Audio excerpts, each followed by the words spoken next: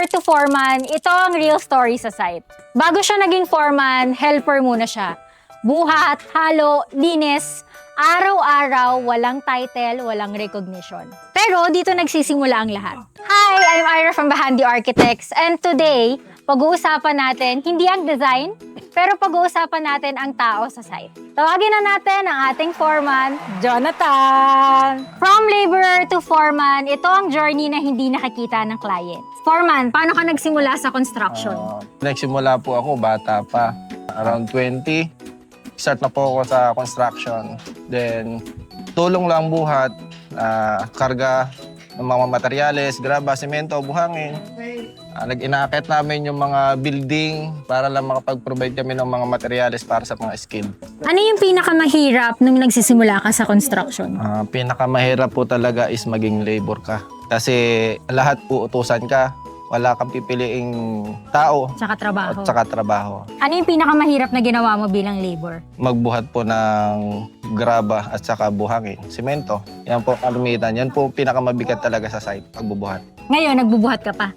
Hindi na po. Wow! Upgraded! Naalala mo yung first time na na-try mong maging foreman? Opo, madalas ang ups and down. Minsan natututo tayo sa pagkakamali eh. Madalas nagkakamali po talaga tayo. Lalo sa mga structural. Hindi po tayo lagi perfecto eh. Kaya minsan malaking bagay po yung katulong natin is si engineer at saka si architect. Tama. Para lang maayos yung structural natin at saka tuloy-tuloy po yung trabaho natin. So para sa'yo, foreman, hindi sapat na may mga client kasi 'di ba na umaasa lang din sa foreman. Yes po. Hindi na nag-hire ng engineer or kaya architect. Ano masasabi mo dun sa mga ganong client? Mahina po yung pagkakaintindi nila sa ganong bagay kasi po kailangan po talaga ng architect to monitor yung mga ginagawa din ng tao sa site. Kailangan din si engineer para kung mga revision sakali. Foreman, opo, kahit sabihin natin laging nasa site yan, minsan po kasi may mga changes na hindi rin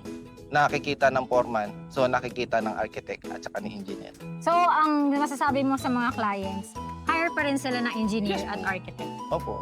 Paano ka naging foreman? Sino ang nagsabi sa'yo na, maging foreman ka na? Ano yung naging journey mo doon? Ang journey ko po noon is naging skill po ako. Naging mason ako. Start.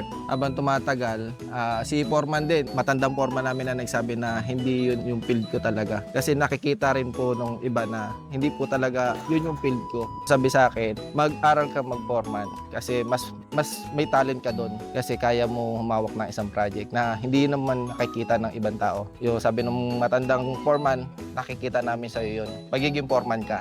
So, yun po, nagkatotoo yung sinabi niya. Tapos, kumuha ka na ng projects, Yes po, nakakuha ko ng mga project. pati mga tao. Yes po. Maraming project minsan nagsasabay. Kaya hindi po ganoon din kadali yung ng format. Pag nagsabay po yung mga project, iba-iba ng task, yun po. Anong pinakamahirap sa pag-handle ng tao? Ay, yung mga pasaway po na tao. Minsan, kailangan mo muna makisama bago mo sila sitahin. Kasi hindi mo yung ugali ng tao eh. Minsan mabait sila pagtalikod, hindi Baka na. may gawin sa'yo, no? Opo, Oo. kaya kailangan mo rin makibagay. Muna, pasamantala. Then, siyempre, kailangan matigas yung loob mo sa construction. Kasi hindi po lagi masaya. Minsan, napapagalitan ka rin ng architect, ng engineer, ng client. Yun po ang kadalasan na nagiging ng foreman, burden. Masaya ka naman sa Bahandi. Masaya ako sa Bahandi. Nice! Kasi dito po, hindi lang po ako minsan nagiging foreman. May natututunan po ako dito. Kagaya sa barangay, no? Opo, sa barangay. Barangay siya. Foreman, anong gusto mong sabihin sa mga gustong magpagawa ng bahay? Kung may mga pangarap po kayo sa buhay na magpatayo ng bahay, piliin nyo po yung company na maibibigay yung lahat ng gusto nyo. Kagaya ng sa Bahandi. Lahat ng gusto ni client, nire-recognize ng company ng Bahandi para maging maganda at maging maayos yung pagtatapos ng bahay na ginagawa namin. May manok ka sa akin, mama. Sisend na kita ng Gcash mo. Ganito kasi yan. Kapag tumitingin ka ng bahay, hindi mo nakikita yung journey ng gumagawa. Respect the design, but don't forget to respect the people who build your house. Yun lang. Bye!